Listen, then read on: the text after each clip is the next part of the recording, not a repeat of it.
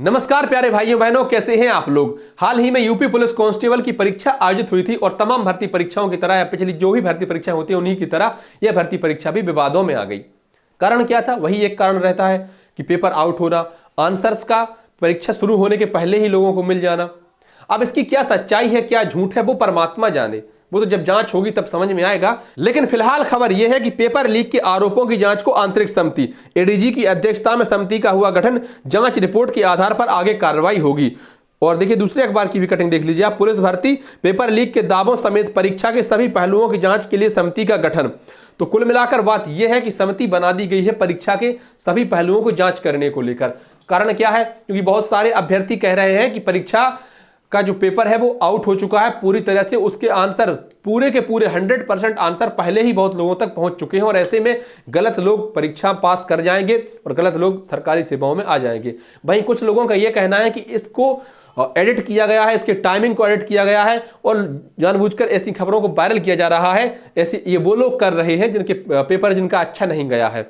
वहीं कुछ लोग ये भी कह रहे हैं कि भाई हमको पेपर के आंसर पहले ही मिल गए थे। तो मैं ऐसे लोगों से कहना चाहता हूं क्यों ना आप इसके सबूत पेश करें, न्यायालय के सामने जाएं, जांच समिति के सामने जाएं। क्योंकि देखिए कहा जाता है कि अन्याय सहकर बैठे रहना यह महादुष्कर्म है, न्यायार्थ अपने बंधु को भी दंड देना धर्म है। इस हेतु ही तो कौरवों और पांडवों का रण हुआ, जो भव्य भारतवर्ष के कल्पार्थ का कारण हुआ। तो न्याय का साथ दीजिए। अगर आपको ऐसी कोई भी जानकारी है तो माननीय न्यायालय में पहुंचिए, आप जांच समिति के सामने पहुंचिए और अपने सबूत पेश कीजिए कि देखिए ये जो है गलत हुआ है इस भर्ती परीक्षा में। और अगर आप सिर्फ अफवाह फैला रहे हैं, आप सिर्फ कह रहे हैं, जैसे कि चुनाव आयोग ने जब 2017 में कहा कि अगर विपक्षी किसी पार्टी को लगता है कि हमारी आप ईवीएम हैक कर सकते हैं तो आइए हमारे सामने करके दिखाइए। अब दुनिया किसी भी हैकर को लाकर देख लीजिए, तो कोई पार्टी वहां नहीं पहुंची कि देखिए हम ईवीएम हैक करते हैं, नहीं पहुंची कोई पार्टी वहां। लेकिन कहते हमेशा है कि ईवीएम हैक होती है, ईवीएम रिमोट से चलती है, फलाना ठिकाना। इसलिए जरूरी यह है कि अगर आपको कहीं लगता है कि पेपर में फर्जीवाड़ा हुआ है तो उसको तुरंत जांच समिति के सामने या माननीय न्यायालय के सामने ले जाइए। आप इससे पीछे मत हटिए, ये गलत काम नहीं है, अच्छा काम है, पुण्य का काम है। और अगर आप ये करेंगे ना तो निश्चित ही पुलिस भर्ती में ऐसे लोग आएंगे जो योग्य होंगे, जो हकदार होंगे, ना कि ऐसे गलत लोग आ जाएंगे जो पैसे देकर नौकरी पाएंगे और फिर उनका काम सिर्फ और सिर्फ जनता को लूटना होगा। तो अगर आपके पास सबूत है तो उनको न्यायालय में पेश कीजिए। इस खबर को पूरी पढ़ लेते हैं। इसमें भी क्या है, उत्तर प्रदेश पुलिस भर्ती बोर्ड के अध्यक्ष ने एडीजी के नेतृत्व में बनाई आंतरिक जांच समिति।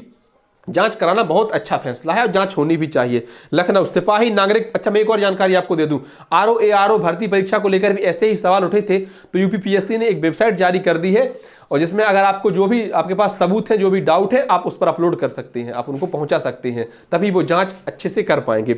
इस खबर को भी पढ़िए। अमर उजाला की खबर है कि सिपाही नागरिक पुलिस के 60,244 पदों पर सीधी भर्ती के लिए शनिवार और रविवार को आयोजित लिखित परीक्षा का प्रश्न पत्र लीक होने के दावों समेत सभी पहलुओं की जांच के लिए उत्तर प्रदेश पुलिस भर्ती एवं प्रोन्नति बोर्ड ने आंतरिक जांच समिति का गठन किया है।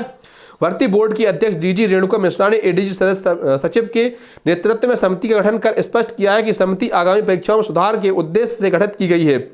भर्ती बोर्ड के अध्यक्ष ने बताया कि प्रश्न पत्र लीक होने को लेकर अभी तक असत्यापित सूचनाएं सामने आई। भाई मैंने कहा कि सूचनाएं सामने आई हैं लेकिन वो सभी असत्यापित हैं, उनको सत्यापित कीजिए आप और कहिए कि देखिए ये क्लियर बात है, पेपर यहां से लीक हुआ है, ये सबूत है हमारे पास पेपर लीक होने के।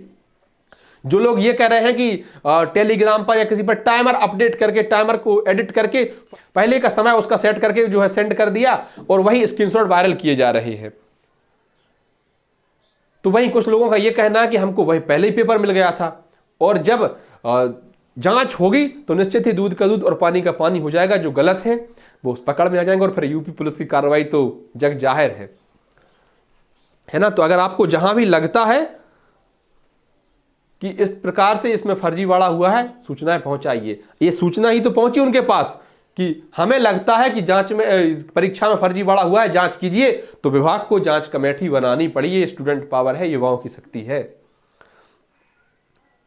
परीक्षा शुरू होने से पहले प्रश्न पत्र लीक होने का कोई भी मामला सामने नहीं आया है। वहीं अभ्यर्थियों को प्रश्न पत्र अपने साथ ले जाने की अनुमति भी दी गई थी। इसी वजह से पेपर लीक के दावों से जुड़े हर पहलू की जांच के लिए समिति गठित की गई है। समिति कुछ केंद्रों में वितरित प्रश्न पत्रों में छपाई संबंधित त्रुटियां, प्रश्न पत्र पहुंचने में देरी, एडमिट कार्ड में छेड़छाड़ की जांच भी करेगी। एक वो आपने सुना होगा सनी लियोन के नाम से एडमिट कार्ड जारी हो गया भाई, तो इसकी भी जांच की जानी है भाई ये कैसे हुआ। जिन अभ्यर्थियों को अनुचित साधनों का इस्तेमाल करते हुए पकड़ा गया है वह दोबारा परीक्षा नहीं दे सकें, इसकी संतुष्टि भी करेगी। समिति की रिपोर्ट के आधार पर भविष्य में होने वाली परीक्षाओं को अधिक पारदर्शी और सुरक्षित बनाने में मदद मिलेगी। वहीं सोमवार को पेपर लीक की एफआईआर नहीं होने के विरोध में पूर्व आईपीएस अमिताभ ठाकुर ने वैश्विक निवेश सम्मेलन में शिलान्यास समारोह में प्रदर्शन करने की घोषणा की। हालांकि उनको लखनऊ पुलिस ने हिरासत में ले लिया और उनको वापस घर छोड़ दिया। अचानक वायरल होने लगे पेपर लीक के मैसेज। तो देखिए, विपक्ष अपने हिसाब से मुद्दों को उठा रहा है और ऐसे मुद्दों को उठाने के लिए विपक्ष की भी महत्वपूर्ण भूमिका होती है।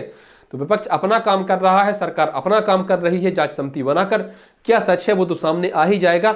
मैं फिर वही कहूंगा कि आपके पास जो भी जानकारियां हैं उपलब्ध कराइए, विभाग तक पहुंचाइए कैसे भी करके। सोशल मीडिया का जमाना है, फिर अगर आपकी बातों को ना सुना जाए तो फिर आपके साथ पूरा राज्य खड़ा है, पूरा देश खड़ा है। क्योंकि लगातार सरकारें भी इस पर कोशिश कर रही है। केंद्र सरकार का हाल ही का कानून आपने भी पढ़ा होगा कि कितनी सख्त केंद्र सरकार है भर्ती परीक्षा को लेकर कि किसी प्रकार की लीक ना हो, कोई दिक्कत ना हो ईमानदार छात्रों को। कितने जबरदस्त उसमें कानून ऐड किए गए हैं, बहुत तगड़ी सजा और जुर्माना है। और अब जरूरत है इस कानून को अमल में लाने की, ताकि जो लोग अनैतिकता से गलत तरीके से नौकरी पाने की चाह रखते हैं, ऐसे लोगों की चाहते हैं बिल्कुल बंद ही हो जाएं और सपने में भी ना सोच सकें कि हम गलत तरीके से नौकरी करेंगे या किसी को नौकरी दिलाएंगे। धन्यवाद प्यारे साथियों। वीडियो आपको अच्छी लगी हो तो वीडियो को लाइक कर दें, अपने अन्य साथियों तक साझा कर दें। चैनल पर नए हैं तो हाथ जोड़कर निवेदन है अपने चैनल को सब्सक्राइब भी कर दें।